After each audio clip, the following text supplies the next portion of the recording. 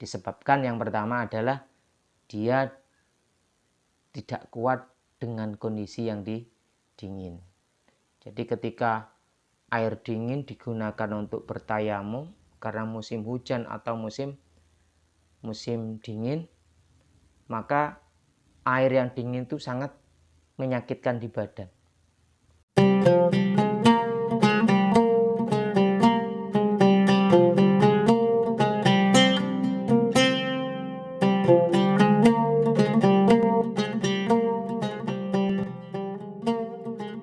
Para hadirin, para pemirsa, dimanapun Anda berada yang dirahmati oleh Allah. Mari kita lanjutkan kajian kita tentang bab tayamum.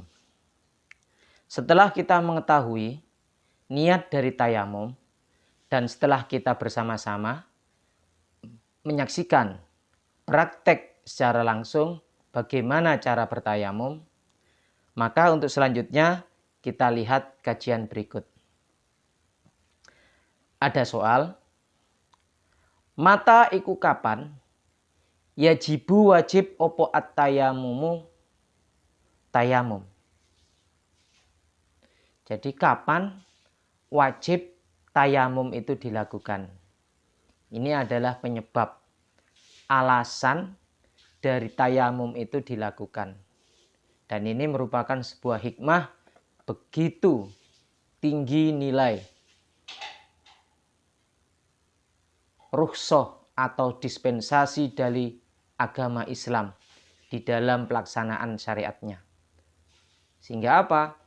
Allah tidak akan memberikan kesulitan-kesulitan kepada hambanya, kecuali Allah akan memberikan solusi-solusi mudah bagi hambanya untuk melaksanakan syariat itu sendiri. Sehingga la yukallifullahu nafsan illa wus'aha. Jadi silakan laksanakan semampunya.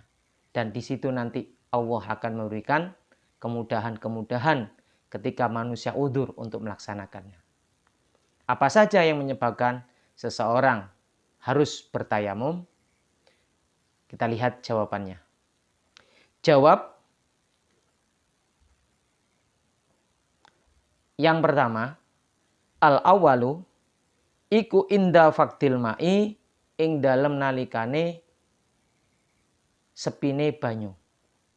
Jadi yang pertama adalah sulitnya seseorang untuk menggunakan air sebagai media atau alat untuk bersuci. Berwudu atau mandi, ternyata air tidak ada.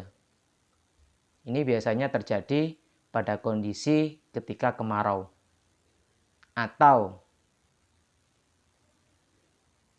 ketika seseorang memang benar-benar air itu sangat dibutuhkan. Sehingga apa? Air tidak bisa digunakan. Maka bertayamum adalah menjadi solusi atau jalan keluarnya. Yang kedua, asani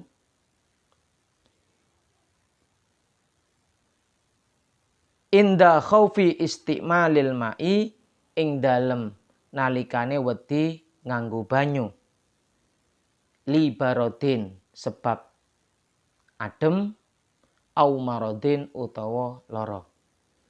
Yang kedua, seseorang tidak bisa menggunakan air.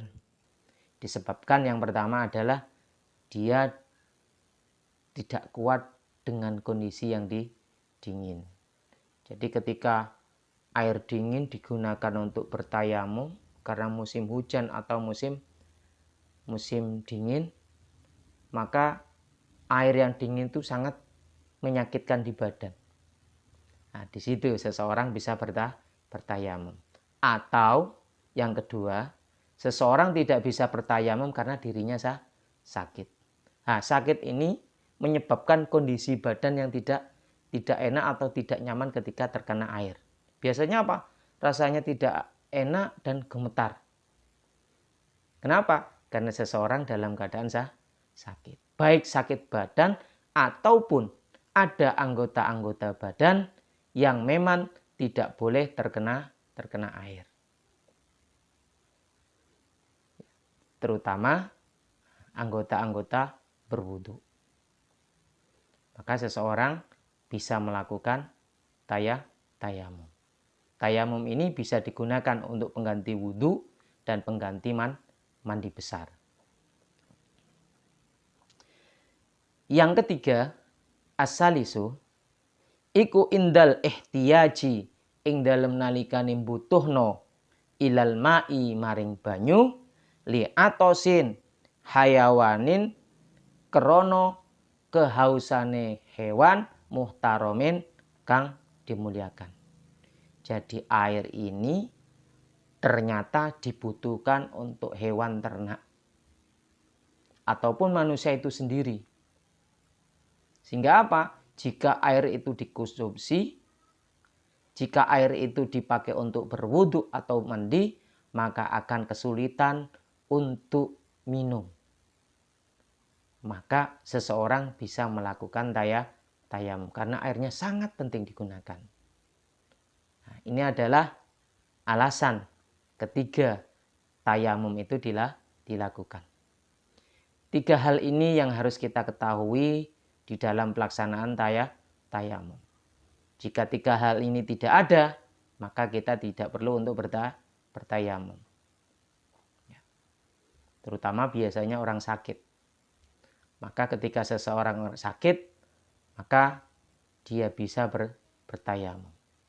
Demikian yang dapat saya sampaikan pada pertemuan saat ini. Semoga bermanfaat. Silakan like, share, subscribe, dan komen yang positif. Apabila ada pertanyaan, silakan isi melalui kolom komentar.